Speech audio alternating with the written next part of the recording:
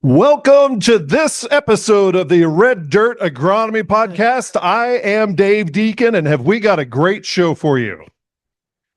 Yeah. Anybody ever heard that before? This is all the way from, that side of the room. We have Dr. Brian Arnell, the precision. I always have it written out. The precision nutrient management specialist, extension specialist here at Oklahoma State University. And then next to him, Dr. Steve Phillips. And then, of course, what? Well, I don't know. What's your title? Okay. Soil fertility specialist at Oklahoma State University. Close enough? Close enough. Perfect. And then, of course, the cropping system specialist, Dr. Josh Lofton, the dream team of dirt and everything that grows from it.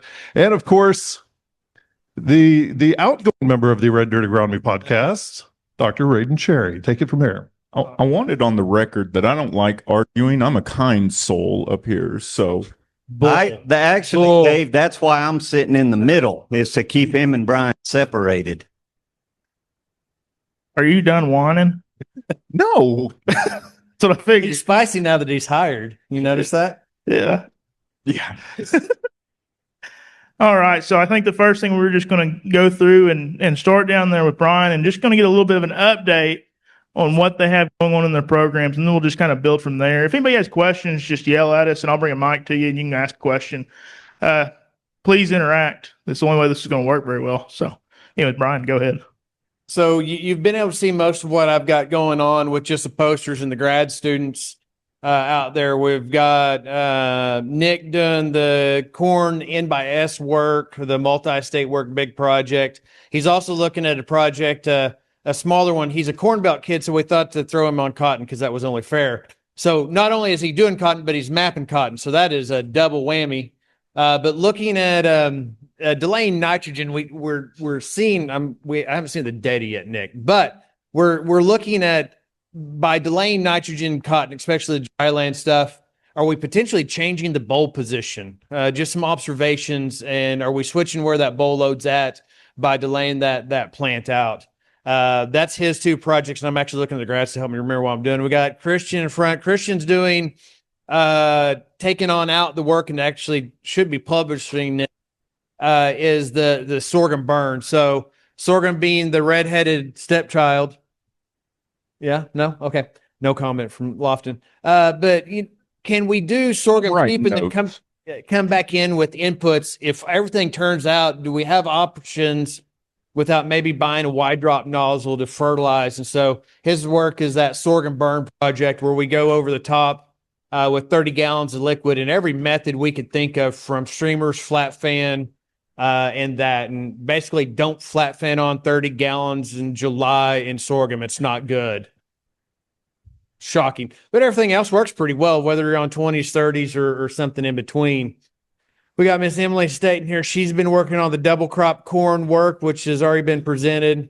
Kelby Lynn is departing us before long. Both these are due to graduate. Wheat, nitrogen, and sulfur, more of effect on baking and milling.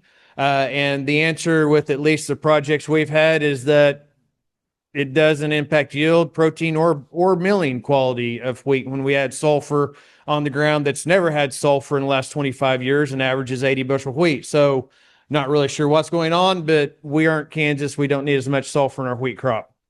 I'm going through other stuff. I still get a lot of the microbials. So we did have a cotton project this year looking at nitrogen work, everything from, just wait, Jolie, you're up there. I'm working through the process.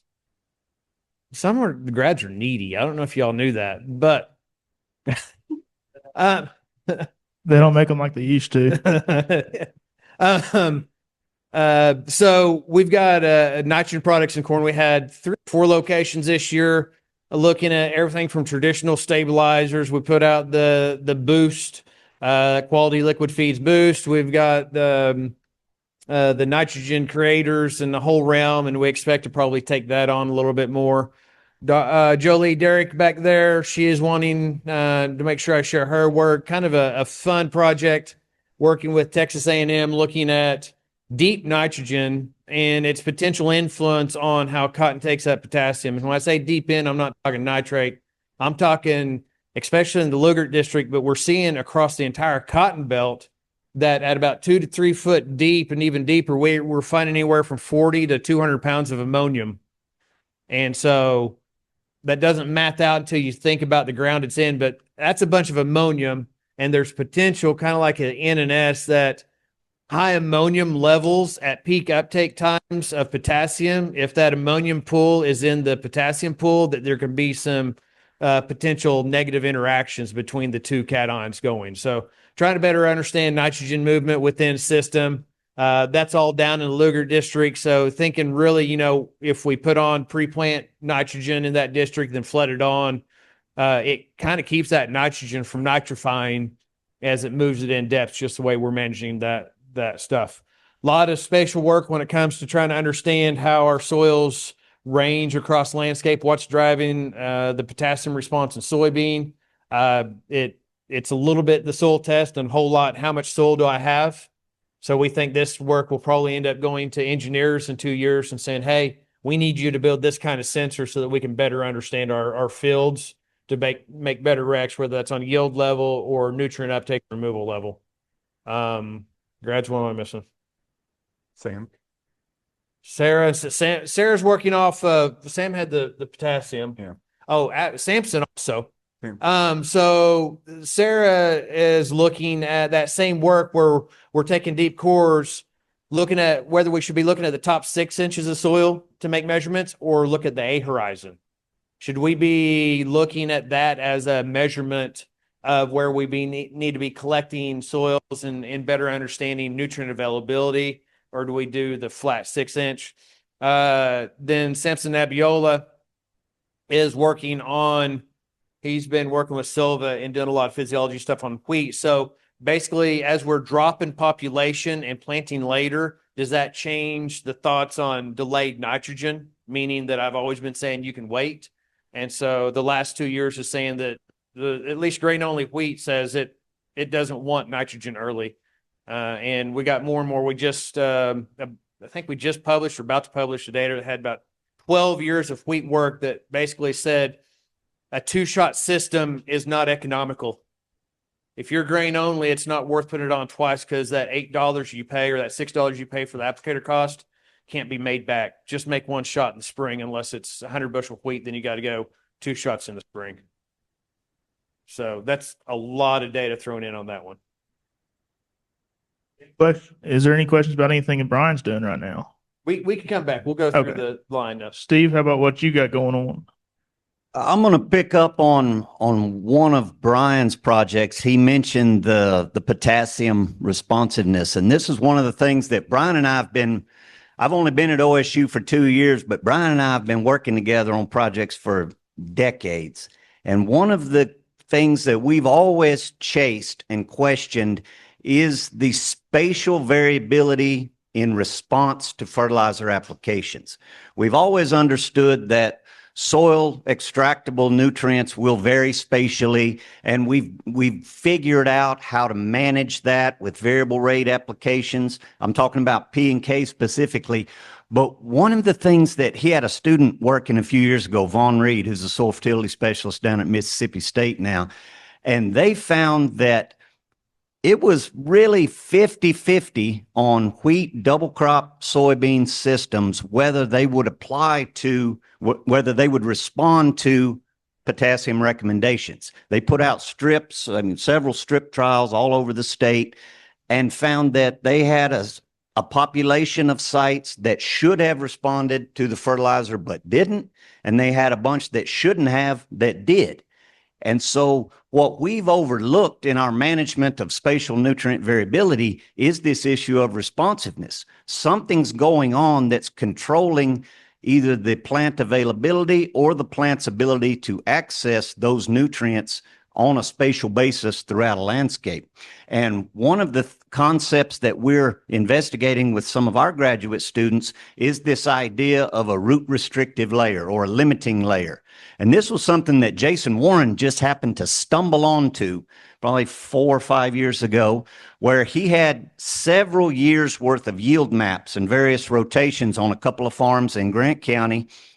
And they went out and took some deep cores and began to look at the morphological characteristics, not necessarily the nutrient content, but the morphological characteristics. And they found a positive linear correlation between grain yield in both soybean and wheat and the depth to a limiting layer, which they defined limiting layer as clay over 35%, any mineral concretions, any glaying, penetrometer resistance, all different types of things that would affect the plant's ability to access nutrients from that zone. And so we've recreated that in a more controlled environment out at our farm at Lake Carl Blackwell, where we've got 24 quarter-acre blocks around this farm, and we're doing wheat double crop bean, wheat double crop corn, and wheat double crop sorghum, looking at the change in all these different crop yields. And we're finding the same correlation in both. I haven't seen the corn or the sorghum data yet, but it was one of the posters that Ishneet presented. We're seeing the same relationship in the beans and the wheat that Jason saw just on that random situation up there in Grant County. We're doing a much more diagnostic, because his was just grouped as limiting layer. There was no categorization of what the layer was. And what we see on that Grant County data is that the wheat and beans don't necessarily respond the same way. And so, and this makes sense, actually, if you think about the lifespan of the wheat and the root architecture, and then we go into a double crop system where we have a much smaller root system, much more condensed growing season, it's much more effective. So these layers that are at, 8-10 inches that are affecting the beans, the wheat's able to get down through that. So we see a little flatter response there, but we're actually categorizing exactly what these layers are, and we'll be able to say, and again, this gets back to what Brian was saying, that, there may be some new diagnostic tool that we've got to work with engineering, but this can just be another layer of information that we can apply in precision fertility programs to just make a more comprehensive assessment of the potential for response to some of these fertilizer applications. So, talking dual purpose. All right. So this is one piece. Brian wants me to talk about something else we're doing. Is another big area that we're focusing on are crop livestock systems in Oklahoma. For so long and so traditionally, we've run these dual purpose systems looking at the components, being the livestock and the wheat, as independent from one another. And what we understand in terms of fertility is that a lot of the ways we manage those calves affects the wheat's ability to recover and respond to fertilizer when we go into the spring and the grain production. And I think Israel mentioned, no, Liberty this morning mentioned some of the architectural differences and some of the biophysical characteristics that vary among these varieties. And this would absolutely affect how we manage these in a dual purpose system, because if we've got a certain trigger height or a percent ground cover that we want to turn out on, some varieties are probably going to get there before others. And the way we currently evaluate our dual purpose variety performance, even using real grazing conditions, is we just plant a variety trial and then we turn the calves out on it, let them graze until hollow stem, and then pull them off. Well, those varieties are getting to hollow stem at different times.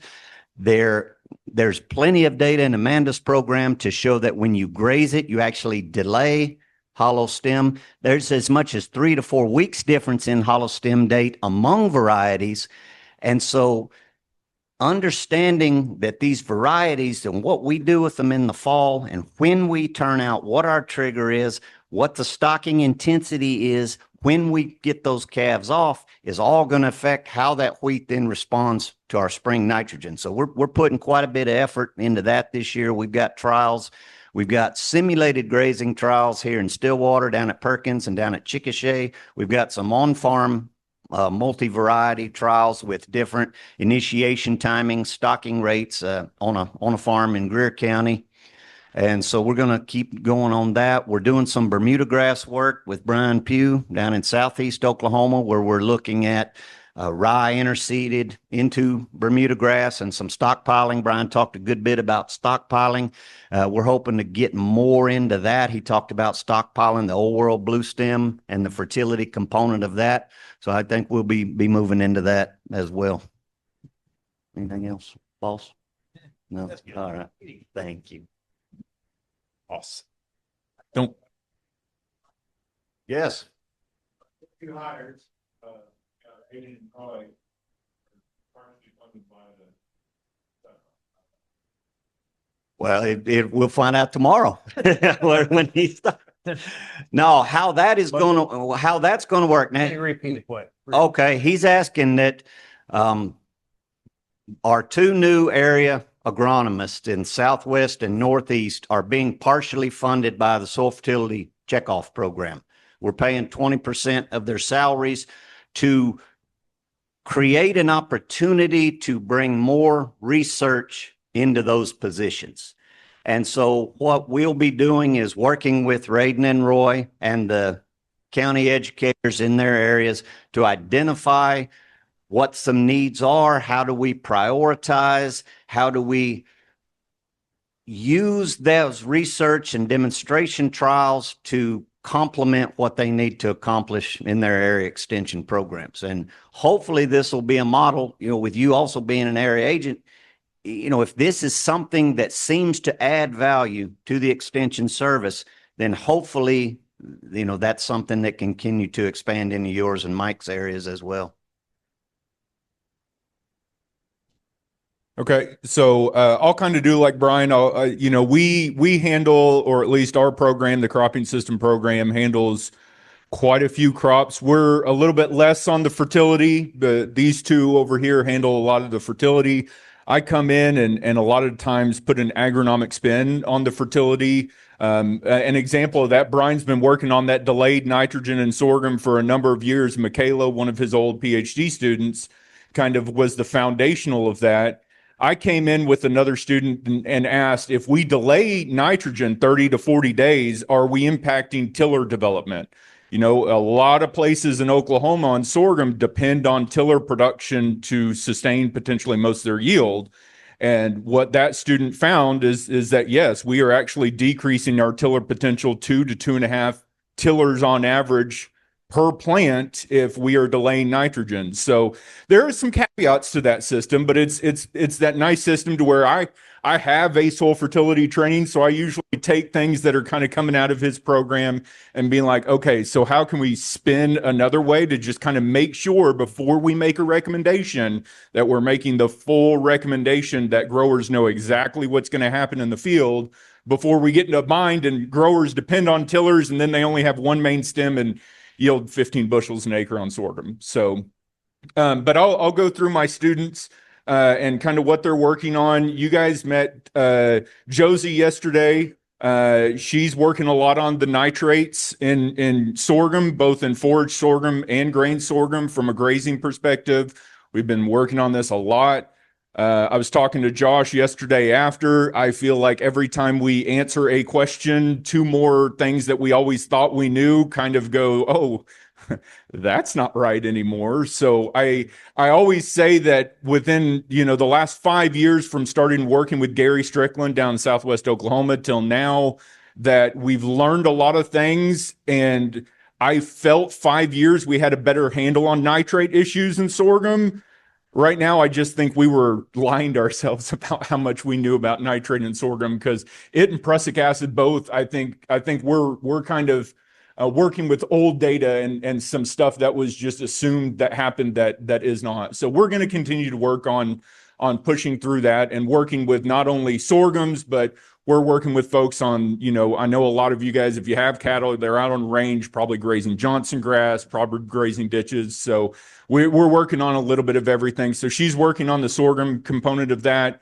The partitioning, she's also got a sorghum project that, we do sorghum maturities, and a lot of what we do and a lot of management that we do is based on that sorghum maturities at certain growing degree days hit a growth stage.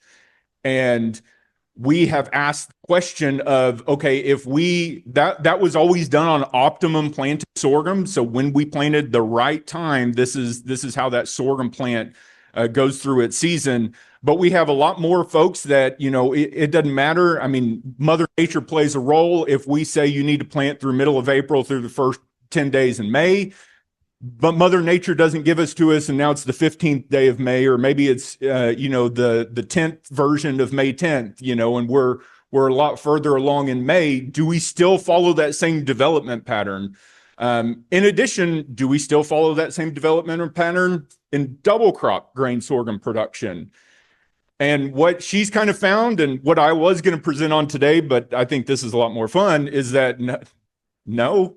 And planting on time, actually, the growing degree patterns and the growth stages that we originally thought are all wrong as well. So we're kind of having to rethink a lot of those things, and a lot of our management decisions might slide around a little bit because we are definitely underperforming. So, and you'll hear me say this. One of my other, I'm co-advising a graduate student with Dr. Jenny Dudak, doing the same thing on cotton. Is how many growing degree days or how many DD60s do we have until we hit first flower? We thought we knew, but if you're growing north of I-40, I don't think we have any idea how many growing degree days it takes. And we're underperforming on both of those. So think about a plant. What is our job growing a crop? What is the whole purpose of that plant? But how do we do that? Collect sun. Yeah, our job is to harvest the sun. We are harvesting sunlight is what we're doing. But if our growing degree days, so the amount of heat units that we should be accumulating, is half of what it physiologically should be doing, what is that potentially doing to our yield? Half. And I really think this is a problem with some of our yields in sorghum and cotton. We're hoping to elaborate and explain a lot of that here in the next couple of years. But so she's not only doing that, so she collects growth stage on sorghum every week. So we go out to a sorghum field every week, and for 3 different varieties at 3 different planting dates, what growth stages each of them on. And then at the end of the year, we're looking at yield components. So where's the grain is and what is making grain difference between these different planting dates? Are we getting heavier grain? Are we getting bigger heads? Are we getting more tillers? Are the branches carrying more grain? So there's a lot of things that kind of will help us, again, readjust our management practices and knowledge about how we're growing grain, sorghum, and cotton in the future. Because I think one of the most interesting things that Brenna has found, and I think it's one of those, we kind of knew this, but now we have data to prove it. How important are vegetative branches in cotton grown north of I-40? Who here grows cotton north of I-40? Well, then you guys should know. How important are vegetative branches north of I-40 for cotton, for yield? Historically, they thought it was less than 10% of the yield comes from those vegetative branches.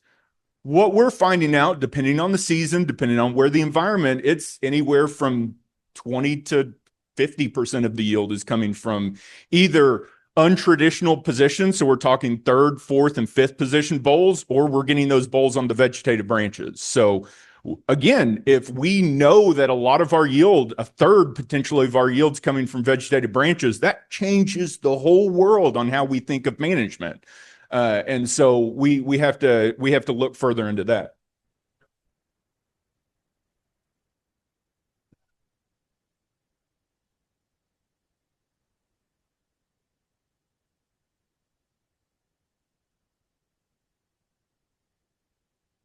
So talking about especially that cotton, does the difference in what we thought we knew versus what we are finding out get exacerbated as we go further north? I don't know that. Well, I know north of I-40 up till the Oklahoma line, it has.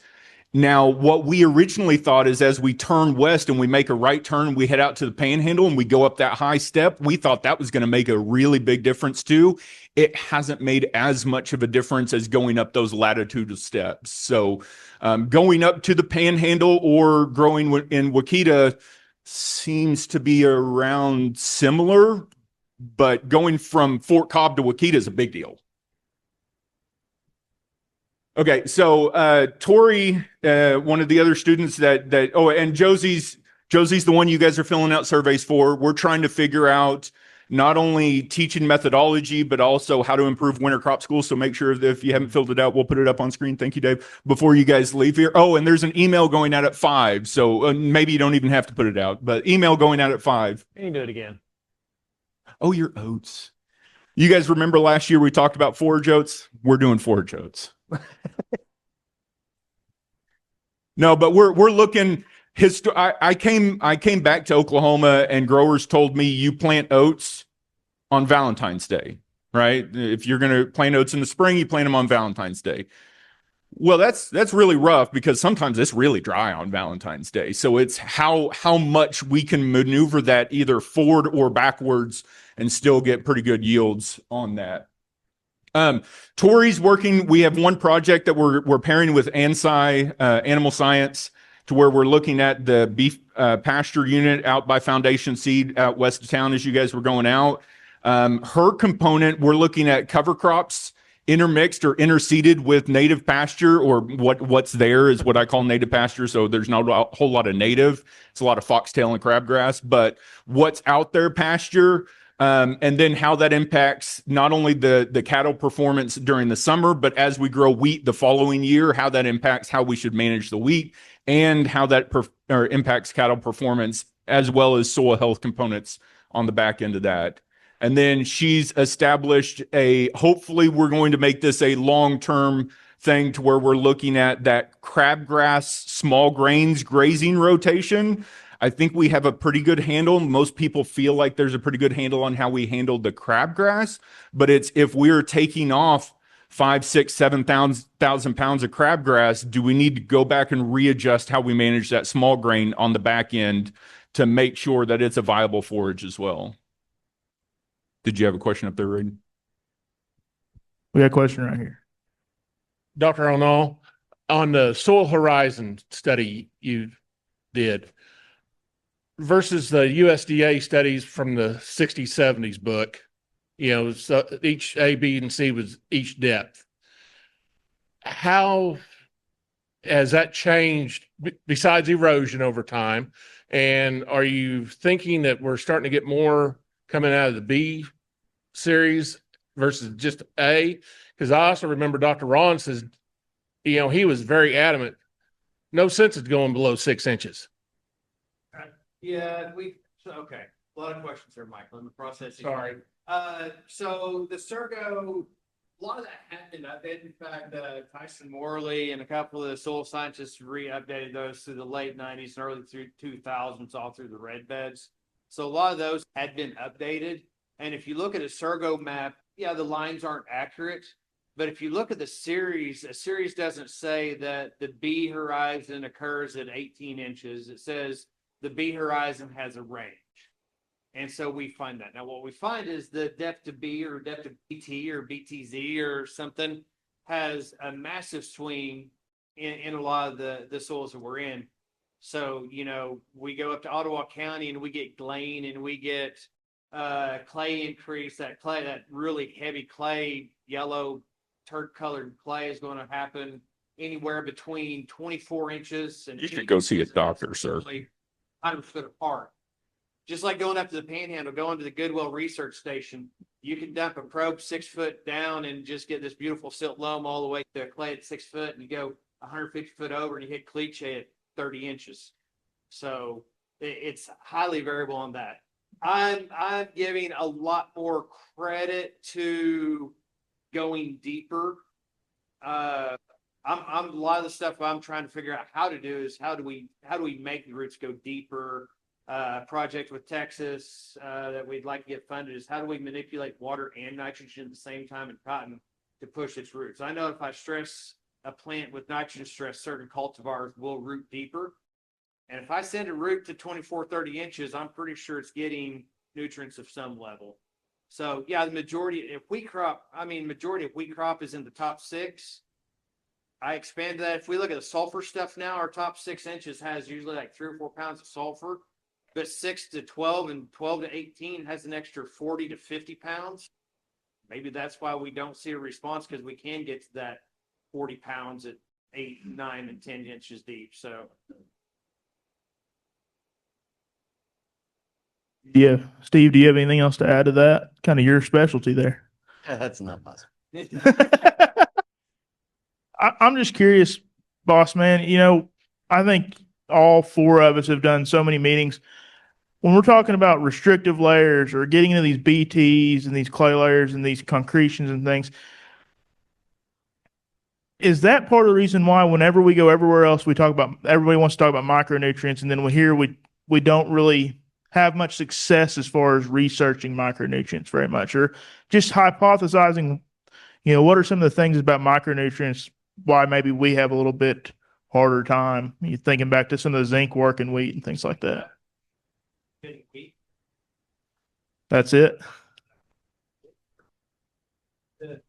the territories are loving the micronutrients, and a bad year is 120 bushel wheat, and a bad year is 80 bushel beans, and a bad year is 240 corn. Is that a crappy year for you guys? 240 corn, 110 wheat, 90 beans? No. The magnitude of removal in those environments are exponential versus that, and then it's not pairing. Okay. So our up to all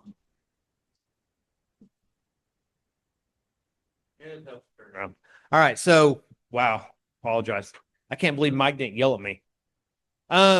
There's I don't necessarily think. I'd say that that's actually more of an opportunity to see a response to micronutrients because we have limited rooting zone than it is that. We're not our environment. Liebig's law of the minimum is not an absolute, but there's a lot of truth to it. When we have things that affect yield, we might be able to get increase with Jake. We might be able to get an increase with boron on alfalfa, but it's 1%, and we're taking a 25% lick due to drought. So that 1%, we can't measure it. So yeah, we might have a little bit of boost with the micros, but the boost we get isn't compensating for it hasn't rained in 100 days. That's not compensating for we sent all of our topsoil to another state in the 30s. It's there's just a lot of other things that tend to take the top off of the barrel. And so the smaller items, even as we start pushing yield, get really good. We got guys that grow 300 bushel corn. They're still not seeing massive response or ROIs from that. And I'll tell you, I spent a lot of time in the Corn Belt. I do 20 talks in the Corn Belt. Those scientists don't see the response either.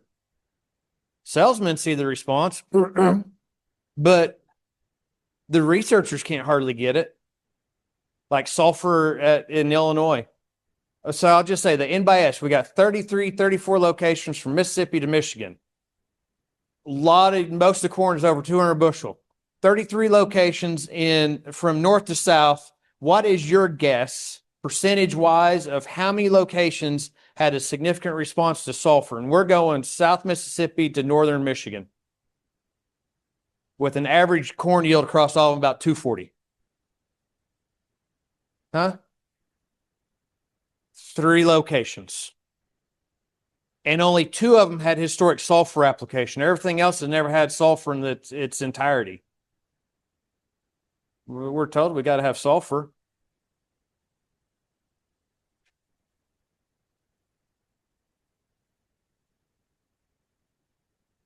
Josh, you have more work though. You want to keep talking about your stuff? You seem fascinated by this. The one other thing that I did want to touch on is one other project that we've been doing for a number of years that will continue and probably will be moving to another crop. I haven't told him he's doing another crop yet, so this is news to him as well. Is we've been looking at, are we sunlight restricted in the state of Oklahoma? How close are we to not being sunlight restricted? Would you say if we lost 20% of our sun, we'd be sunlight restricted? 50? That's not the question I asked.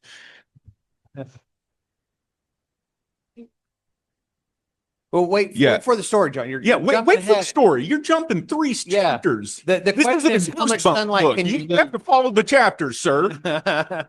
This isn't a pick your own adventure. Not yet. So what we have historically thought is we were not sunlight limited. We're not even close. We're water limited, right? Which, I mean, we still are water limited. But what we found, at least in recent trials, we've done what we did as our shade bean studies. And it was to answer that question I got tired of being asked is how much does smoke and ash in the atmosphere decrease our yields? Because we've seen it in cotton. Does it do it in everything else? And what we've seen is little as 25% reduction in our sunlight. So we go out there and we put 25% perforated greenhouse covering over soybeans in the middle of the field. And we looked, and as little as 25% sunlight reduction, we're losing upwards of 4 to 5 yield on, or 4 to 5 bushels on soybean. Once we get up to 75, we're basically cutting yields in half. So we are a lot closer to sunlight limited than we think. We're nowhere near year in, year out sunlight limited, but we've actually been in talks with RMA on looking at this on potential and how it would look to put smoke and ash in the atmosphere as a coverageable act of God on insurance costs. So there is some, and hopefully we'll move that to sorghum. So go ahead and write that down. Sorghum, you're moving into. But we've done it on soybean for a number of years, and it's been pretty substantial yield declines depending on how much and at what stage of growth those soybeans get shaded out. I thought at the beginning we were going to get better beans under it because it's like under an umbrella at the beach, because it's about 12 degrees cooler in the middle of the day under those shades, but it is yield reduction 100% of the time. Give it short. What is the worst time frame worst time frame for the crop to have shade? So I will rethrow that out to y'all thinking, I mean, you guys are experts. When is the worst time to be photosynthetically limited during reproductive growth of soybean? Okay, we got one for pod fill. We got R3, so pod development. Anybody want to say flower? People that ran the trial have their hands up. So it's during flower. Flowering is when because we shaded during flowering, during pod development, and during pod fill. And the least impact is during pod fill. Why? Because we're not doing photosynthesis as much anymore. We're just moving things around at this point. If you have high impact of ash and reduced sun in vegetative growth or flowering, that's a big deal. And it is a big deal. It took us nearly 75% shade reduction to get any sort of yield response by pod fill. It has been the ones that we've tested.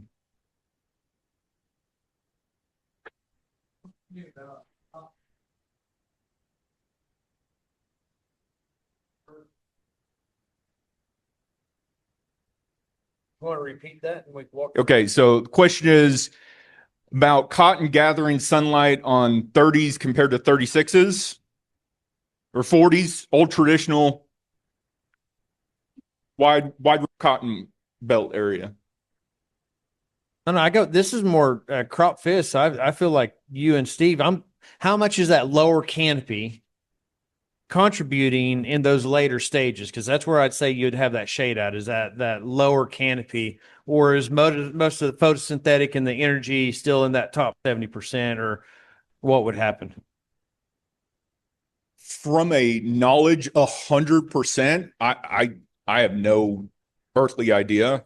If we take it in corn, like if we translate it to corn and try to retranslate it back to cotton, it's pretty detrimental to shade out leaves early, especially if you shade out ear leaf pretty early. So if you have a subtending leaf that is feeding a bowl and it gets shaded out so much so that it wants to drop, I think you're potentially going to do a lot of damage to maybe some lower bowls or maybe some of your prime position bowls. But a lot of that would be, is that a first position bowler or second position, or are they already filled and now we're just working third, fourth, and fifth positions and how that impacts? Raiden? If you don't mind, I'll jump in on this because there's a lot of work actually on this. If you go to belt wide and look at the literature, all the way from 20-inch rows to 40-inch rows, whether you go to South Carolina, Mississippi, Louisiana, Texas, it doesn't matter. Planting geometry does not affect yields at all at the same planting rate. But when And you so go that's down below, what does it do? You may be dropping some bowls, you may be losing some of those positions, but you maybe make up for it in the upper canopy of the plant, especially when we've moved further south where a lot of that work's been done as far as actually being able to get, third position bowl, at the top of the plant, second position bowl finished out So- and get those cracked open. Then I would assume that then a lot of it comes from what is your physiological and yield potential of those? I mean, if you're a really bushy cotton plant versus your really tight cotton plant, you might be pretty different there. Yeah. The 30s. Yeah. Yeah, I think, He just wants to get vertical on Yeah. you. Yes. Yeah. I would think that would be that's the other thing where Raiden's talking about where we're doing this. I mean, my old stomping grounds, well, I can't say they're there anymore because that was 11 plus years ago. But when we were in Louisiana, you guys don't even know what PGR applications are in this state. We would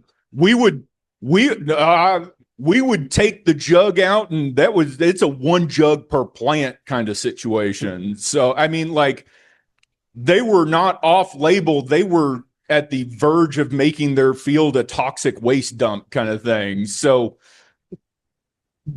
so you're probably right on some of those that are willing to put out 100 to 200 ounces of picks a year. Yeah, no issue whatsoever. Tighten your rows up because you try to control that. But I think you're right on tighten them up. Competition's only going to make them grow taller. Yeah. It's what Liberty kind of talked about. We can outcompete ourselves as well if we scrunch them into. We're just calling you out this whole time. Liberty One said more that time. earlier. But yeah, so I think you have something that might be there, and it really is how much you want to wrangle that in with picks and how aggressive you're willing to be.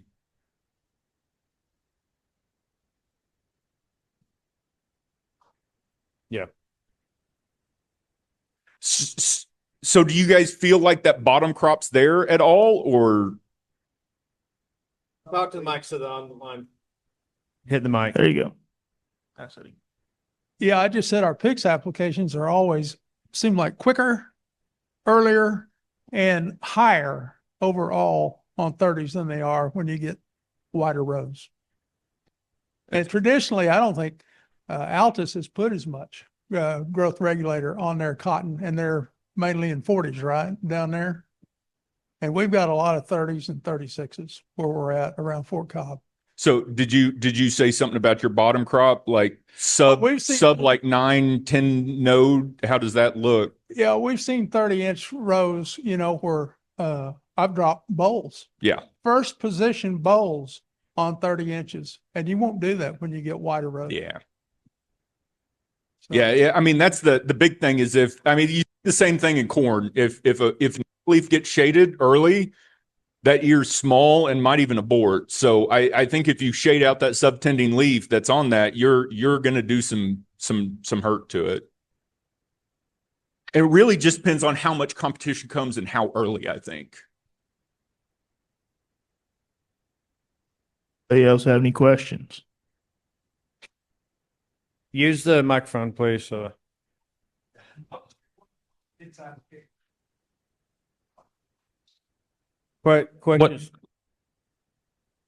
Question of PICS application of Goodwill versus Altus versus Fort Cobb. He wants to keep his CCA card over there. Yeah. So Fort Cobb, even at We can ask 36 him out of the room if you want. Fort Cobb don't stop basically, but there's a crap ton of nitrogen in that Fort Cobb because it's a peanut cotton. Altus, there's a lot of years. Well, we have to have water in Altus. So when we had water at Altus, 1 or 2 shots might do it. And the Panhandle is an iffy. There's a lot of years in the Panhandle I don't run picks whatsoever. But usually the Panhandle is my last one that needs picks in most scenarios. But Raiden, you've been up there in that too. So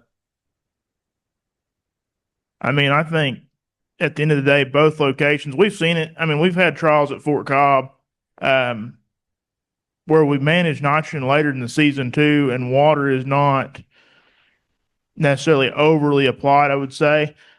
We get down to 2 or 3 picks applications a year and push 2,500 pounds of lint.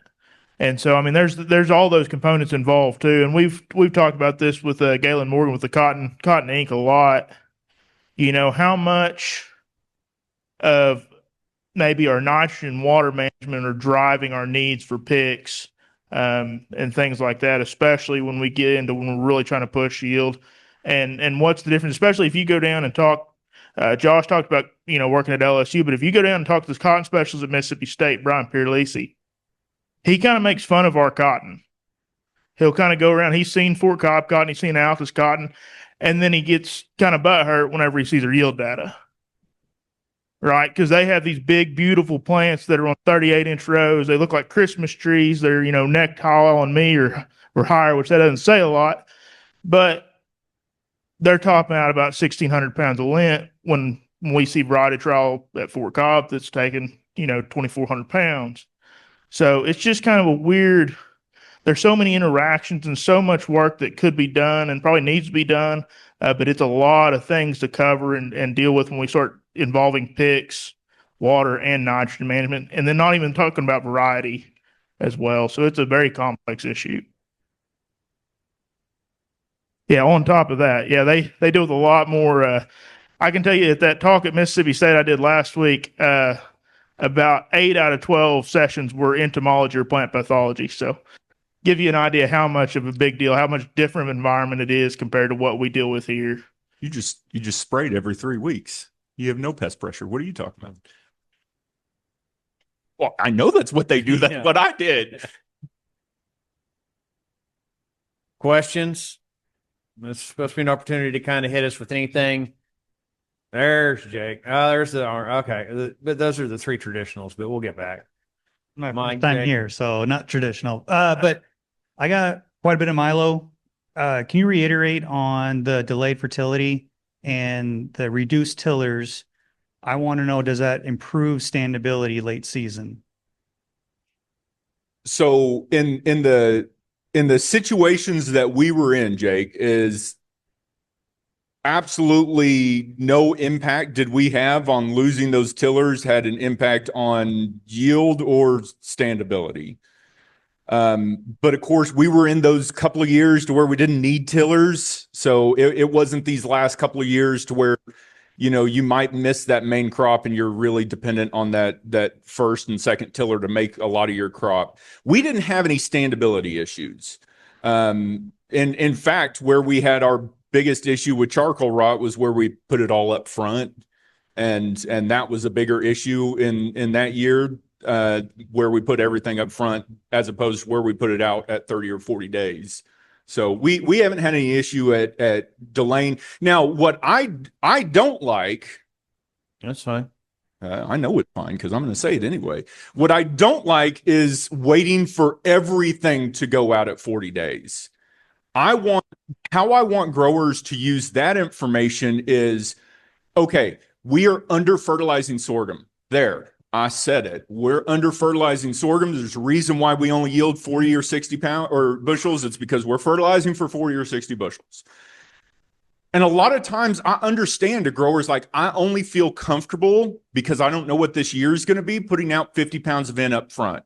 I understand that. That's what this is for, is say, okay, 30 days in, rain looks great. My sorghum looks great. Weed control's held up. I'm going to go put another 50 out. So I don't want it to be 0 up front like maybe Brian does for wheat. I want it to be what you're comfortable with. And then when we see we might have really big yield potential, I might have that 100 bushel yield potential this year. I'm going to go out when I'm comfortable and add it on. So that's how I want that data to be used, not like wheat to where we just don't put it on it up front, because I think the tiller issue is a big issue. And if we don't put anything on, I think we are hurting ourselves more than if we put on what we're comfortable with. And then if we're having a great year, let's put on something else to get us to the home run. And I don't mean that recommendation is every acre should go out with 0, but I do mean if the banker's calling you and you can't get nitrogen in the ground, that you have opportunities. It doesn't have to be, if it's not on, it could be 5 days later. The big thing about that work and the wheat work is much more that we don't have to be so tied down to the thought process of that if it's not on pre-plant, we've shot ourselves in the foot. That especially with wheat and sorghum, our operating window on when we can do nitrogen right is a lot larger, and we ought to be able to use that window to time it better with environment. I understand if you got to run 10,000 acres, but if you're able to manage your acreage, don't put it out when the weather says not to put it out. When the weather conditions are bad, just don't run because it's the time. Wait until the conditions are right to get the best bang out of that buck on nitrogen. That window we have, I guess that's the biggest thing I've ever seen. The window we have to fertilize a lot of crops is a lot bigger than I would have given it credit for 15, 20 years ago. But it's exactly what we hear a lot of growers. I'm going to put out 40 pounds, and I'm like, great, split whatever you're comfortable with 80. Let's get up to 80. Well, what if it doesn't rain in 30 days? Well, if it doesn't rain in 30 days, you probably don't have 80 to 100 bushel yield potential. So don't worry about it. The 40 is just fine. But if we've rained a lot and that sorghum is taken off, let's play with it the way that we can, because we can take advantage of that now. So, Brian, let's to wheat. So you're delayed fertility in wheat, spring, which I like. But the question I have you done plant counts? So let's just look at grain only. So the growers I work with, let's say rotating, they come out of corn, they're going into wheat. It's late planted, late October into November. So are you looking at plant populations or tillering going into dormancy, anything? And if you are not done, so Braden's saying yes. I'm thinking, I'll put it this way.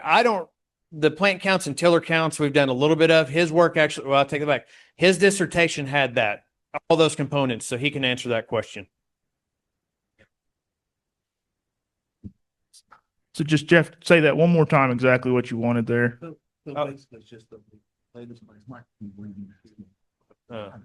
Yeah.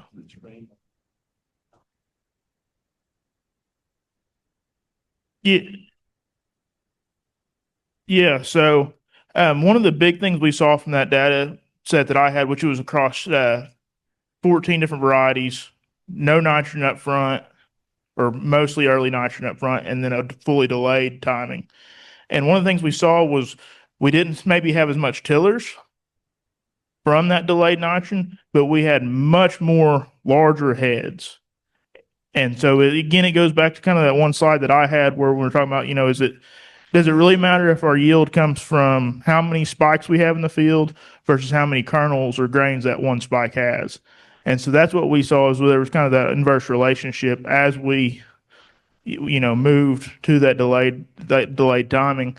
And it wasn't, every variety behaved a little different. Some just kind of stayed in the middle. But if you looked at variety independently, some of those varieties definitely did a lot of like our West bred wheats, racehorse wheats. They seem to tend to be able to put more energy into that single grain head compared to maybe some of our other wheats where it's seen more of a dual purpose, maybe something that we have out of OSU seems to tend to be able to try to put on tillers, kind of balance that out where you really don't see that as much as some of those other wheat varieties. But it is a thing but it's variety dependent.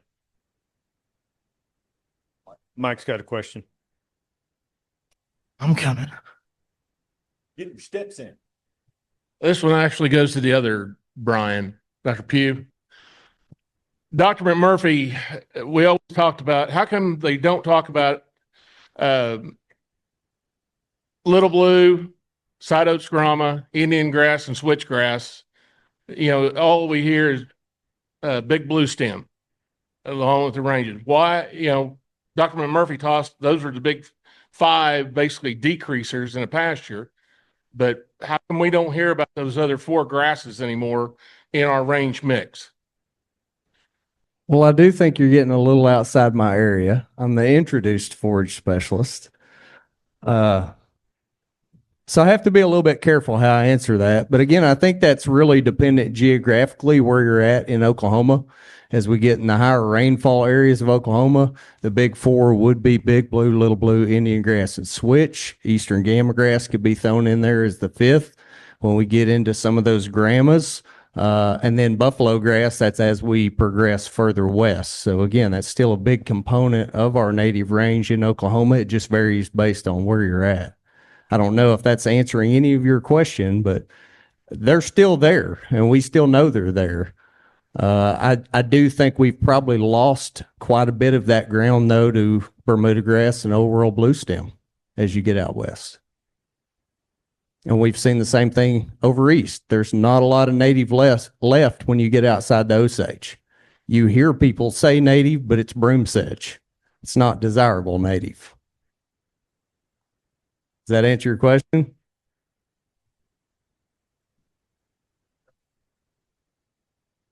No, okay. I see what you're getting at. I think that's a great point. And matter of fact, they've done that over east. They've done that east of the Mississippi and shown that that is a very viable system, is reintroducing native grasses. Matter of fact, probably 5, 6, 7 years ago, I spent quite a bit of time talking about that in meetings as a drought mitigating factor, is looking at either monoculture stands of switch or Indian grass or big blue, or maybe even 2 species mixes of big blue and Indian based on the site itself.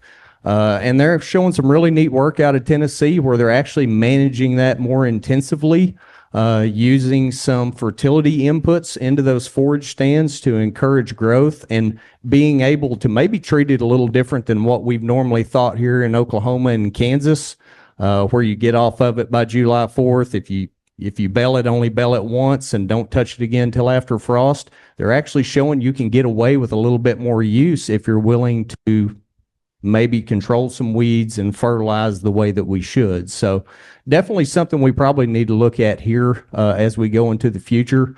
And again, we'll use the S word, but very sustainable system. Those are highly adapted to this environment. I think it would be a great option to look at reestablishing those. Is that better? Something else to add on to that, Mike. We work with some ranchers out in western Oklahoma, and they prefer those natives over some of their introduced pastures. They like the 5 species blend because what they see is, depending on the environmental conditions, one will predominate over another. And so it may be very productive grazing on buffalo grass one year and it'll be blue stem the next. And they get fed up with us. So they're they're reintroducing these species into a lot of the stuff that they've got Bermuda in now to move back to those natives, just because of the reasons that Brian was saying. Yeah, my turn is Mike Sink. I got the mic from him. Hey, I don't know if there's an ag econ question or more for cropping systems, Dr. Lofton. Remember 2 weeks ago, we had Fenderson come in and talk to our oilseed commission about the canolas, camelinas, the oil seeds, and the new greener revolution of going for the biofuels and things like that. Would that be something to bring up and talk about, these alternative acres instead of rotational acres to be able to get some of these crops introduced? I don't like you, Matt. I mean, I'll bring it up, and it's a good talking point, and maybe this will what spurs the discussion. But so we have in the last several years seen a lot of alternative crops. We originally started with canola as a good complementary crop to our wheat crop, and that's why Dr. Pieper brought it in all those years ago. Is that I think I watched him on a sunup say it's the best herbicide that was ever introduced into the state of Oklahoma. And I do think there's some truth holds to that. And I think that the fact that we treated it like an herbicide is some reason why it kind of fell out of favor with a lot of folks over time. It's kind of been reinvigorated and trying to catch wind with camelina on a lot of these sustainable oil acres. I mean, I'm sure you guys have all heard with the Secretary of Ag and the big sustainable push that this administration is going to do, the sustainable jet fuel issue and the carbon footprint on what they call them alternative acres instead of rotational acres. And so there is some, at least in the short term, potentially some viability for some of these alternative crops from a cost standpoint if we can get them and grow them well.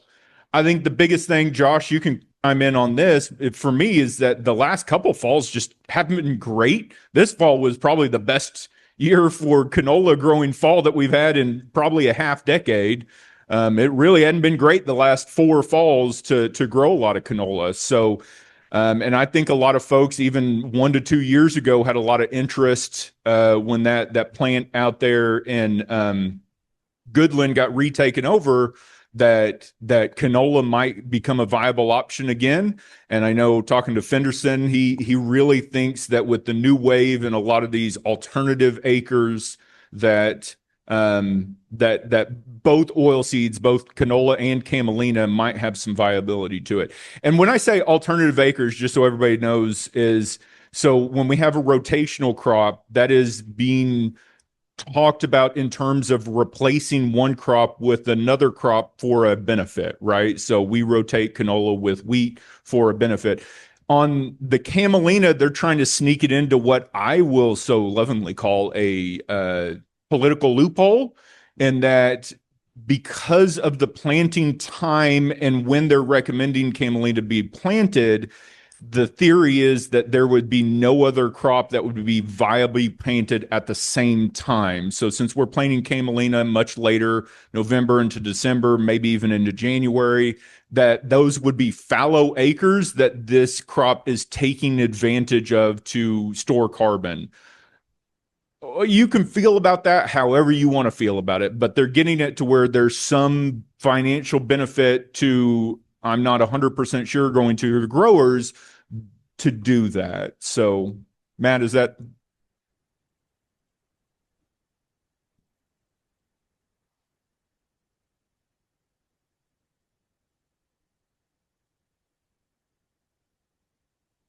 Yeah, and I don't know how much legs this is going to end up having. So I don't know how long this goes and how long this develops, but with the recent push for the sustainable thing from the Secretary of Ag, I would have to say this has at least short-term legs to it, as using these oil seeds, those rotationals and alternative acres, to get some sort of benefit out of some acres. Josh, if you want to.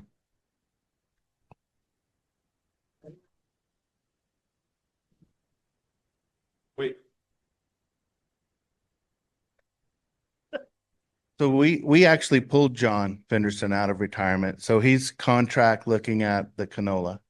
So we're looking at, the whole different world of the growing canola, right? So hybrids, standability, straight cut, black leg resistant, all that. So, but we're looking at a closed, more contract acre. So this is actually one of the 5 main profit initiatives going into the next decade for Bayer, is this jet and marine fuel. So it's real. So they're looking at, by the fall of 27, for us, as to get this pilot going, is 100,000 acres of contract canola, which would be a closed contract, not only through the crusher, but to the processor. So it's more of a guaranteed price. And I'm sure there'll be some subsidy from Bayer in the early years to support that, to keep it rolling, but hopefully that will grow. So that's kind of where we're at today. So I don't want to turn this into a discussion about this solely, but I mean, I know the biggest thing that a lot of people complained about on the last run of canola is act of God. It's great that you're giving a contract, but where's the act of God come in to those contracts? Is that a safe act of God contract or not? That's a good question. Those are the things. So I was on that committee. I know it was the same question I had 2 years ago. So and Kyle Lawless, Jason's brother, and the High Plains of Texas is on that committee, and that's questions we brought to that group.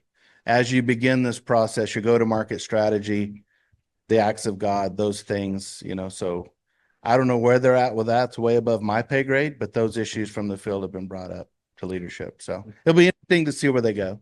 Yeah, so a lot to just say that there is, I know everybody is struggling with markets and costs right now. Hopefully this might provide some alternative. I don't know how much it'll be for guys that are wanting to go back to canola or have been burned by it too many times so they don't, but there is some potential in the future. Anybody else? Questions online?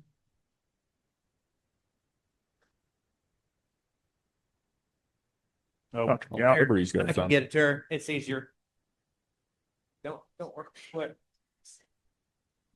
So, just so you guys know, I've been working on a methodology for measuring root architecture, and I've got a hardworking graduate student who's been separating roots from soil.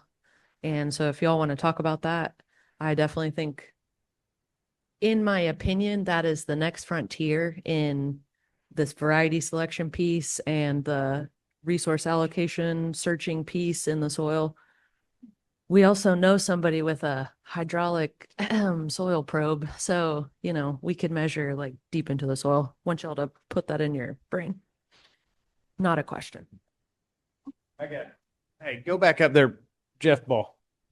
Oh, I you're would- getting I asked would a do- question I now. would- Why not? I would ask Lawless, but he's gone, so that doesn't matter. All right. So this is something coming up. We're talking about roots. How we're seeing some of the companies, at least with corn hybrids, providing root architecture for their corn hybrids. How long until that becomes an industry standard? I have no idea. Nuzzleheads don't know. He's a fertilist. Okay. I really don't. I know that with DeKalb and the way the breeding process has changed just rapidly in the last 3, 4, 5 years, and I know that that's a priority. Yep. Every company kind of has their kind of go-to. When you look at DeKalb, in general, we come out of the ground good, but there's other companies that come out of the ground better.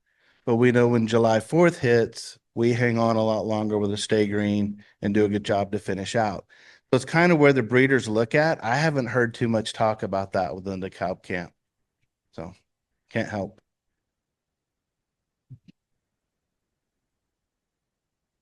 If that's it, no more questions. Do you guys have anything you want to add, Josh? You're going. Ryan, what's the current stance in the future of bugs in a jug? All right. You want to educate me on that? I'll educate two things. One of the studies I forgot to talk about is sugar and wheat. Who in here has sprayed sugar on a wheat crop or anything? Of course, Mike. Guys that want it, of course, Mike. And who sprayed molasses or added molasses in there? You don't have to raise your hand high, but I know there's a lot of tankers that went around this last fall filled with brown product that smelled, definitely had molasses. I'll promise you that much. All right, so here's my we're investigating on sugars. Here's my concern, and there's getting to be not enough longer data. A sugar is added to the soil to stimulate microbial activity. Microbial activity will immediately degrade easily degradable carbon. I think we're starting to see from up north where these regenerative ag and others have used it for 10 or 12 years that they've seen soils with organic matters of 4.5 go to 3.5 and 3. I don't think sugar is appropriate for our landscape because we don't necessarily want to make our organic matter break down faster than our own heat, environment, and biology can. We're looking at that. We're doing a one pass and an every pass. So we got a fall app of white sugar, fall app of boost, spring app of white sugar, spring app of boost. And then as at least the boost advertisement says, every load ought to get a boost. So we're going to put it on every time we pass over. We're putting on 4 gallons of that product every time we pass over and sugar. Yes. Am I good? Yeah. Cool. If you don't, as a bug in a jug guy, and if you don't mind me adding to that, being in the industry, a couple of watch outs I like to recommend to guys is number one, and I'm not trying to rip anybody from quality liquid feeds, but a lot of times people are putting out products that they think are going to drive microbial growth or prominence, whatever. Number one, a lot of molasses products have a preservative in them. So there are times you could be going backwards. Number two, if you're looking at a molasses based fertilizer type of product, a lot of times the phosphorus source in that is phos acid. So you're looking at pHs around 3. So again, if you're wanting to run those products with a microbial product, you're probably nuking that product before it ever hits the ground. Well, and I'll say, at least with that one thing we found, we've done some preliminary pot studies where if I put, like on a potting soil, it's got a lot of carbon. If I put straight sugar, brown sugar, molasses, all nitrogen movement stops. It basically immobilizes every aspect of it because there's a lot of carbon. Boost doesn't, but Boost also has an unknown amount of urea and ammonium sulfate. We don't know how much urea and ammonium sulfate's in that, which would potentially throw the mineralization even faster, because what you do is you're now providing that. So on the bugs in the jug, the thing with that, we've done a lot of testing. If we just move straight to that, there's a lot of products out there. We've sent 8 products to a microbiologist to measure the DNA in the jugs. And of the 8 products, 3 of them didn't have anything close to what was marketed to be in it. And that's not live or dead. That's just DNA markers weren't present. Some of these are larger groups that say they have a whole lot, like in the hundreds, had not even 100 genus and species. So we're talking some mislabeling, because it's the Wild Wild West. There's not any regulation. There won't be regulation because nobody can pay for the DNA testing on everything coming out. I'm getting to the point where I've done this so much, and just my Arnell's take of it is that, especially when it comes to anything, and I'm talking about the organic matter decomposers, I'm talking about the symbiotes, I'm talking about those specifically, I can do a better job of managing my soil and making the native biome grow up where it needs to be and what this environment can do by doing good stewardship of the soil than I'll ever do by adding a quart of something that comes on a UPS truck and sits in the hot sun.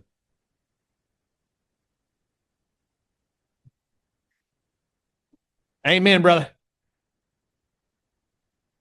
Was that a synopsis enough, Josh? I would have liked more, but we've got a lot of work. We've got the Cotton Belt did 2 years of work over 15 states. Corn work's still going. The soybean groups put out work. The corn groups put out work. We're putting out work. And I'd just say the fun thing for all of you that really like to increase microbial activity, you can push microbial activity too far. Just keep this in mind. This is the sugars issue. How many coyote hunters we got in here? 1 or 2? How many know about coyotes? Okay. All right. What happens when the rabbit population goes up? Coyotes population goes up. What happens when that coyote population booms? Prey drops. What happens when the prey drops? It's a boom bust cycle of predator prey. Soil microbial activity and carbon can be analyzed very, very similarly. If we put too many predators, meaning the microbes, in the soil to consume the carbon that's not there, the system will bust and we crash. And that's what we've seen with sugar. The sugar is like everybody loves it because they say it's like giving our soil Mountain Dew. Yeah, give your freaking 3-year-old Mountain Dew and see how great that turns out. But yeah, I think we're better understanding that there's a happy place, a happy middle that our soils need to be at. And we don't necessarily need to be at volume 11 all the time. Anybody else got any questions? Oh, I have more pokes. I'm not done quite yet. Comments? How about concerns? You got concerns? I want to make Poker researcher. I want to make sure your mic is on. How many here, either their land or growers they work with, are really close to the big flip to even come close to managing weeds? Meaning who's looking at tillage to control weeds? Deep tillage. Braden, do you have any comments on that? Do it.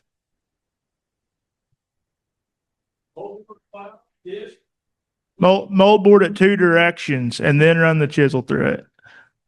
2 directions.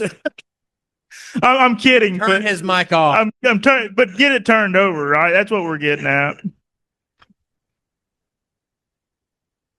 So the concept would go back to, and it's been talked about, not just seeds, but if you moldboard, you're putting a deep buried organic horizon. So yeah, we will lose organic. We don't lose organic matter in the surface. Actually, there's no organic matter in the soil that we're bringing to the surface anyway. So it's not a decrease. It's just we don't measure at 9 inches because there's no organic matter at 9 inches. What we do is we put the organic matters at the top, down below. By the way, that should stabilize that organic matter for a little bit longer, allow a deep rooting zone for a organic matter, nutrient rich layer that should hopefully also break down weeds at the same point.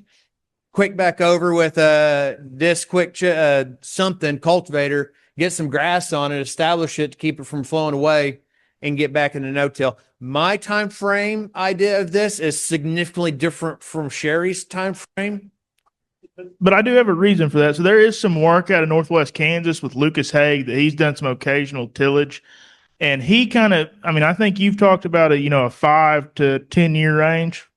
15 to 20. Yeah. So Lucas's data shows about 3 years in Colby, Kansas, Hayes, Kansas, those type of Tribune, those type of environments. So I don't know, it just kind of depends on how much you want to deal with it. They don't have organic matter.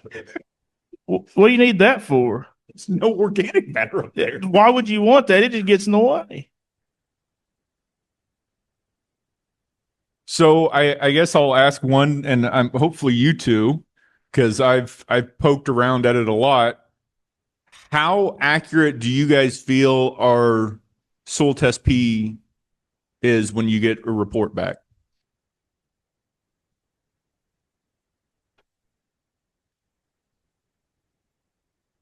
It doesn't matter.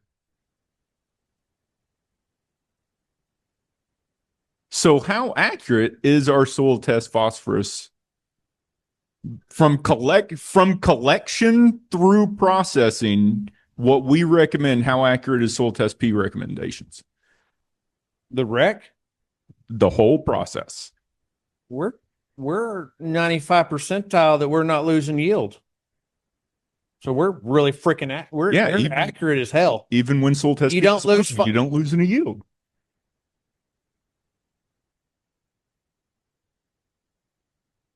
So let me ask you this. Of you in here that make nutrient recommendations, how many of you add replacement or a maintenance factor? If you add maintenance factor, the soil test error can be exponential, and you can actually just take 3 samples or 3 pokes, because the error that you could cover your tail end with replacement is so high that if you're doing broad scale, field level, sufficiency recommendations, we're really accurate if you take a good sample. I would not do a variable rate phosphorus sufficiency recommendation based upon a 2.5 acre grid, though. Those are 2 different things.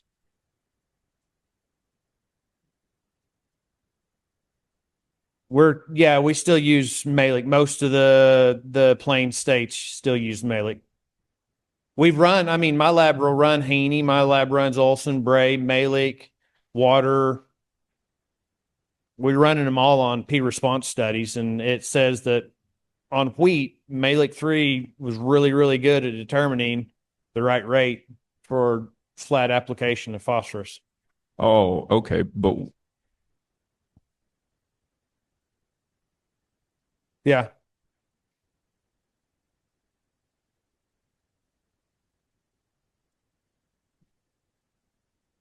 They're converting. They're not running both. It's a pretty simple conversion, go to braided Malik. So they're just running one extraction and providing both values. In fact, for Kansas, any of the Kansas guys here, I do a lot of stuff, labs that don't report Malik or don't report Bray. I will do a conversion from that lab so that Kansas NRCS has the correct value, because there's there's a standard curve for our types of soils. And if you go to the East Coast, there's another relationship. West Coast has another relationship. So they're just using standard correlative relations.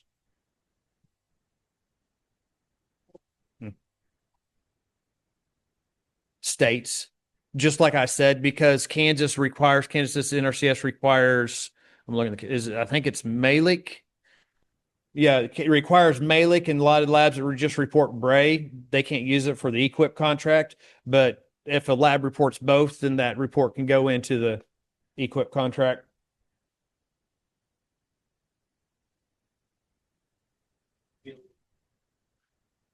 So 2.5 acre grid on the FOSS, and this is a sufficiency thing because our challenge, if you're doing replacement, there's enough error, it doesn't matter. The problem is that when we put 15 or 20 samples in a bucket, we get a really good homogeneous sample. And if I'm doing sufficiency, I better be soil testing well.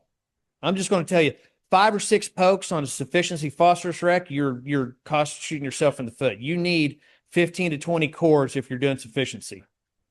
If you're doing replacement and maintenance, there's extra put in there. And so now your error bars can be a lot higher, and you can get away with 8 or 6 pokes and not lose yield. But the 2.5 acre grid, the problem is that I'll step this up. This is a talk I thought about doing because I don't do it for Oklahoma. I do it for other states. I like to go to other states and say things that really piss people off, and then I run away. Want to be associated with Yeah, you're good. No, so this is it. You were, Ball might have been, I think you were about the paper about the correlative nature of soil test in a small space. Basically work that Dr. Ron did, published by Soley in 98, 97, somewhere in there. Basically said, if I took a soil sample here, you don't have to go that far. If I took a soil sample here and one here and use the information around, if I knew this is point C, B, and A, if I know A and C, I still don't have a freaking clue what B is.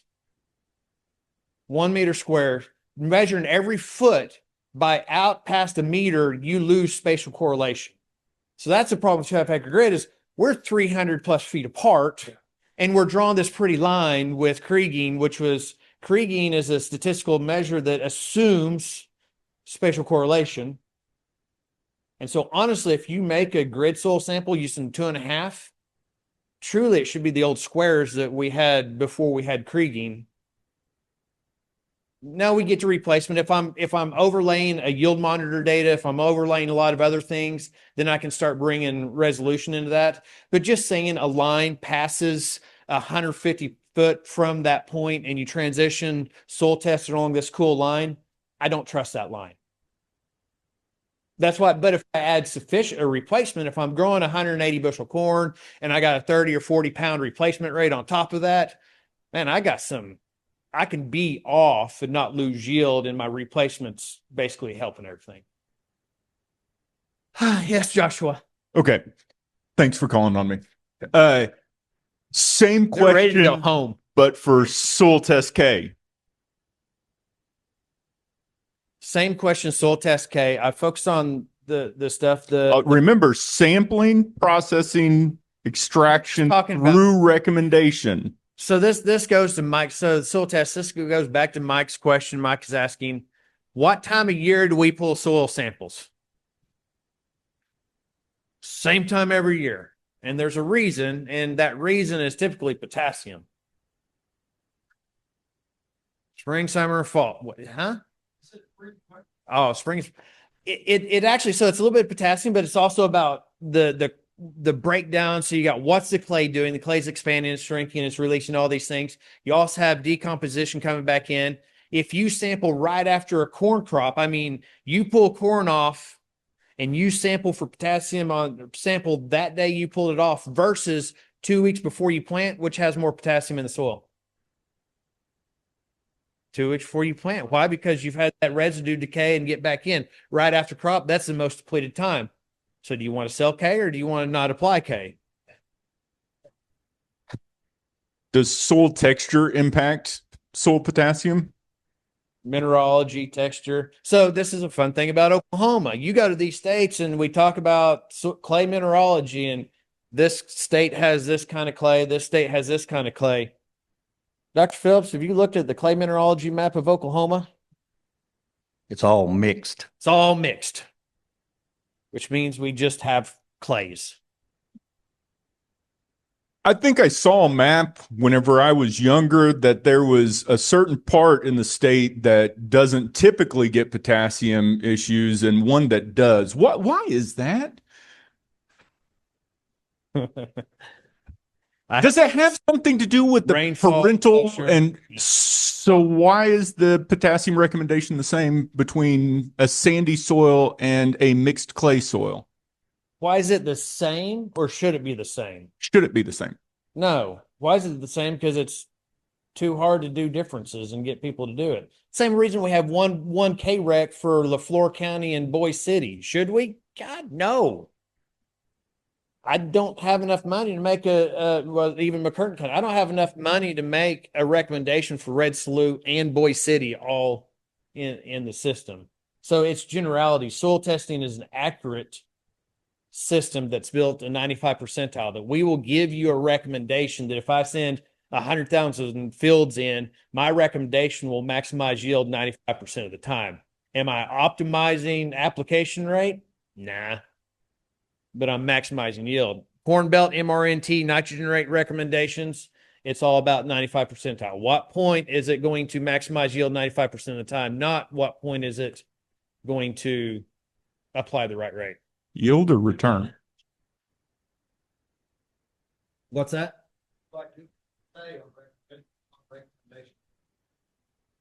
Do you do what I said? What I mean, not? What's my sulfur recommendation?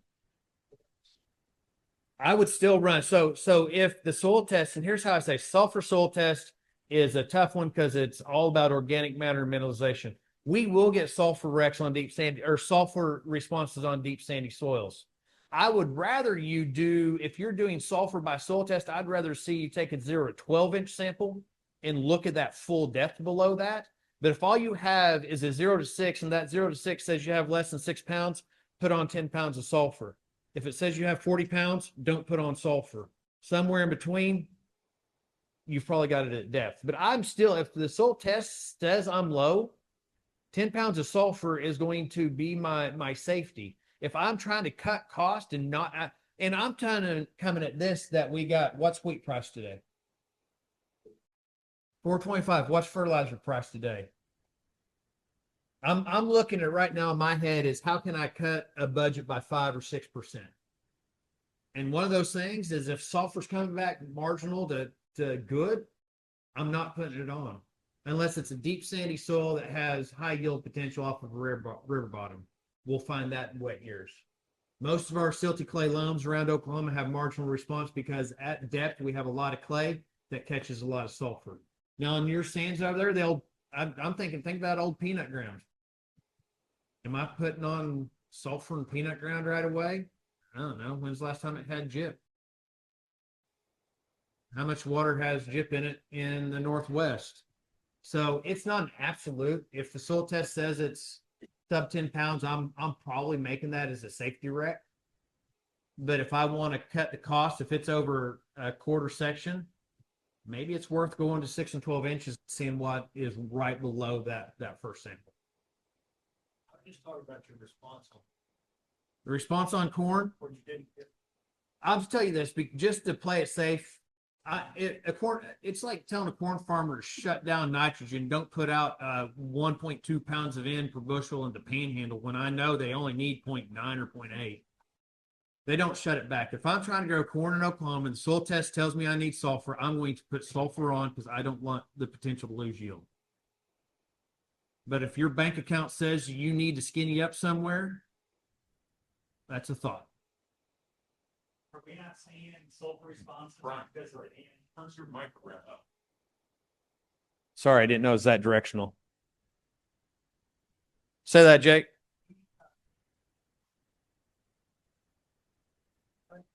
I don't use AMS in my herbicides.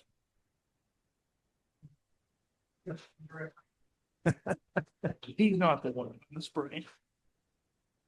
No, on the sulfur ground, I don't use AMS when I'm running herbicides in my sulfur ground. We don't use AMS. There's times we do, but I don't think we use that much AMS going out in my research plots. Sherry, how often do we put AMS in our herbicide? In our burn downs and stuff, but still, it's just 1% volume to volume, very low rates. So I mean, if you're doing a lot of passes and doing a lot, that's a nice addition. But I mean, I don't think why my research isn't showing a lot of positives. It's not AMS and the herbicide. Brian brought up a point as far as once the sample's in the lab, how often are the calibrations occurring whenever they're running a set of samples through the lab generally So to deal with that air that's in there is air? a check sample depending on what run they're doing and what they're doing. There is a lab check sample every 10 samples, if not every 20 samples. New calibration curve is set usually every 40 or 50, meaning they rerun the calibration about every 50 samples on the machines. The error comes from putting it in the bag and that soil sample being properly mixed, wet clay and then I'll tell you, if you set the lab in a big old chunk of wet clay, it doesn't always make it through the grinder okay. In fact, when it hits the clod, and they usually dump it out because they don't want to listen to it anymore.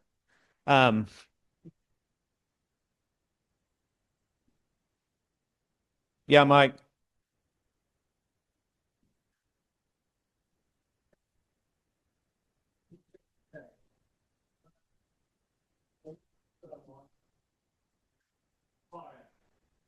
Am I going to get all of that mineralization my growing year? Or is it going to be When you mean minerals, is that fertilizer available that year? Okay, so if I'm doing 50 pounds of phos and 60 pounds of potassium as MAP and potash, is it available the year I apply? Correct? If it rains, it's available the day after it rains. And then every day after that, it becomes less and less available. Phosphorus more so. But potassium is going to start being bound by different things, being potentially bound in clay. It's going to be tied up. So a year from now, don't count it as it's available. It probably is, but your phos isn't available, especially in some of the ground you're running. That phos is probably gone in about 200 days. This is why Brian's saying we need site-specific calibration, because that recommendation is based on calibration data in Oklahoma. And so that's the amount you need to apply to reach 100% sufficiency. That's not saying that plant's going to need to take up all 50 pounds of that.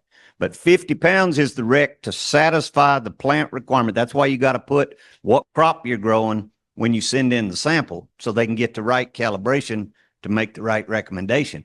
But just what Brian's saying is, and this gets back to what we talked about at the beginning with these spatial drivers of responsiveness, there's a lot of things, all these things that Brian's saying are affecting that plant's ability to get that fertilizer. And we don't understand that well enough to incorporate it into your recommendation. Yeah.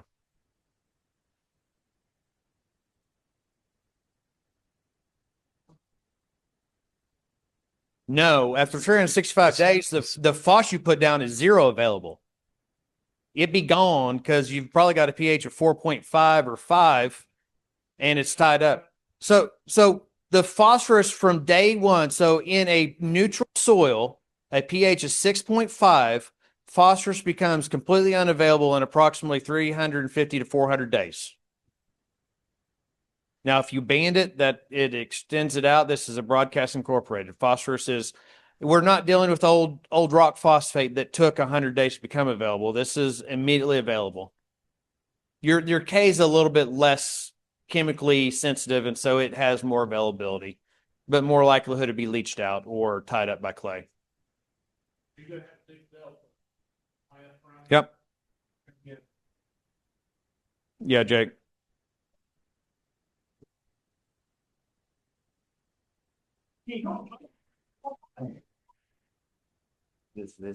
He's getting a B- in this. No. Places where you're seeing or doing repetitive potash use, are you seeing increased chloride rates in your soil that's becoming impact to nutrient availability or just overall toxicity? So the chloride concept, I see that a lot up north. That's been a big deal in the Dakotas, Peanut Country, and others. That's an issue when you're putting on 400, 500 pounds of product.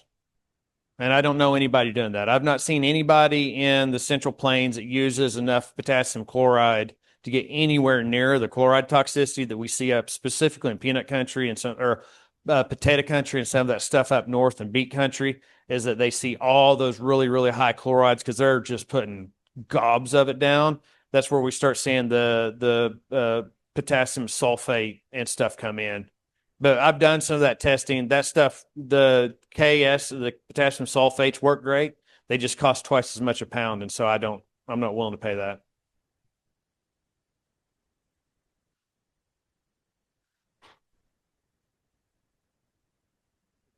I think that can roll now. I think it's 3 years running now since you've been asking for soil samples. Yeah, I'll take grid And- soil samples from anybody out there, by the way. And I'm just curious, just along the lines of what Steve was saying, kind of a regionalized calibration or a regionalized recommendation from the samples that you've seen over the course of the last 1,000 days. What have you learned along that front? So those samples can't really be used. So I've requested, and I'll take anybody. If you have grid soil samples you want to share with me, it goes into the database. I separate name and stuff so nothing's correlated. I'm just trying to understand how soils vary in different soil types. I can better describe where we have more variance, but that's just a soil test. It doesn't tell me how the crop responds, which is what we're talking about. So I would need, along with that grid, response strips or something to see what's the correlation between soil test and response. And that's where we lose a lot of our abilities. That I could look at, that's 80,000 or 100,000 soil test results I can look at, but I have no clue. I know what was put on the field because I got it as applied, and I know what the yield was, but I have no clue what the yield was without application. And so unless everybody does 0 strips out there, it's hard to get that responsiveness. That's why Brian asked that question about the clay, because North Dakota redid their K-Rex 10 years ago or something when Brecker was in school up there. And they tied it directly to their mineralogy. They understood where their 1-to-1s were, where their 2-to-1s there, and they recalibrated based on potassium fixation on those clays. And so we talked about that and started looking, and not 85% of the mapped clays in Oklahoma are mapped as mixed clays. So we can't do it by mineralogy here. We're not clean enough in terms of the mineralogy that we have. One question back here in the back, kind of a little bit different topic. Mike wanted to know if there's any consideration for a summer crop school in the future. Oh, Dr. Lofton. Is there a consideration for a summer crop school? Since this is a winter crops thing, why don't you say what we have and what we're going to propose? How about that? We do have the sorghum and we have a proposed field day. Hallelujah. I have to turn it back on. Don't worry. I could have gone on for 2 or 3 more hours, and he would have gotten really wound up by the end of it. Yeah. So what one thing we're really trying to do is do field days the way they're supposed to be done. And what me and Brian have really pushed is to have field days actually occur in the field and not on trailers on the turn row. So last year we took a stab at this. It was our first stab. We had a sorghum, what did we call it? The Oklahoma Sorghum Experience up at the Leaper Farms in Tacoma. And basically the whole point of it was we scouted for headworms, we scouted for aphids, we went out and looked at fertilizer burn on those plants. We went and evaluated heads for yield potential. So we actually did that in fields and really picked up a lot.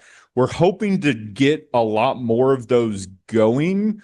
We really just need support on saying, yeah, I would 100% attend something that is a field day in the field.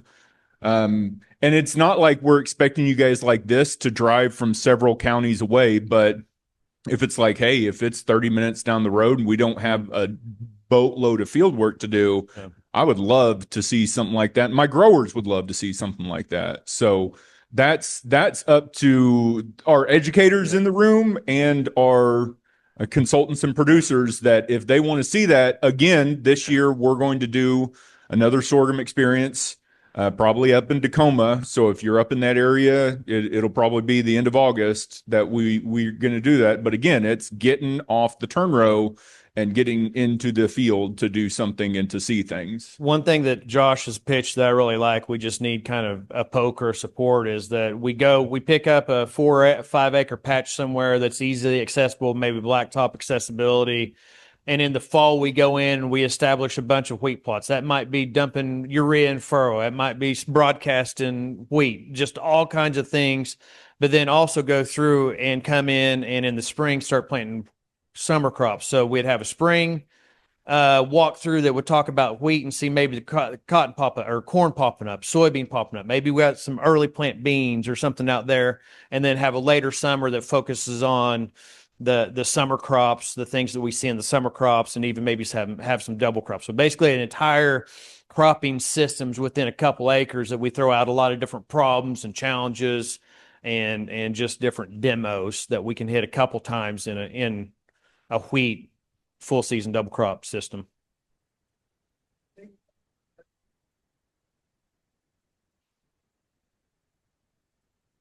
No.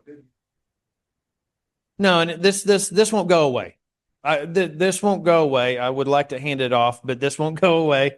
It's funny. I came in like 2 years after I came in. Edwards was like, "Here, take it. I'm gone." But I'm not done the same, Josh. And you're not going to. I know. But no, it would be in addition to, and I get that. That is more of hands-on. It would provide CCA credits too, but it would be focused as much for grower time too.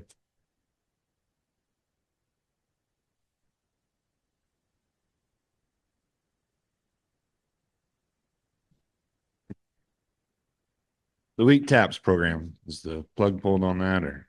This year, we ran no wheats tap this year. I'll be looking for support potentially to do it next year. If we can get somebody to help, like the wheat commissioner or somebody that wants to support that, just run it off of my own coffers. It was getting to be too much of a challenge. The other states have support for it, and our other crops have support.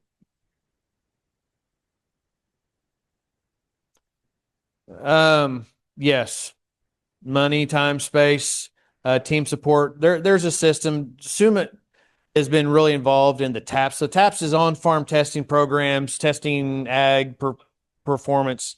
It's built under irrigated stuff, but the dry land's been really fun because you can try to time rainfall events. But the system, the automated system's not built exceptionally well for dry land, and they're trying to get their Colorado State's coming on.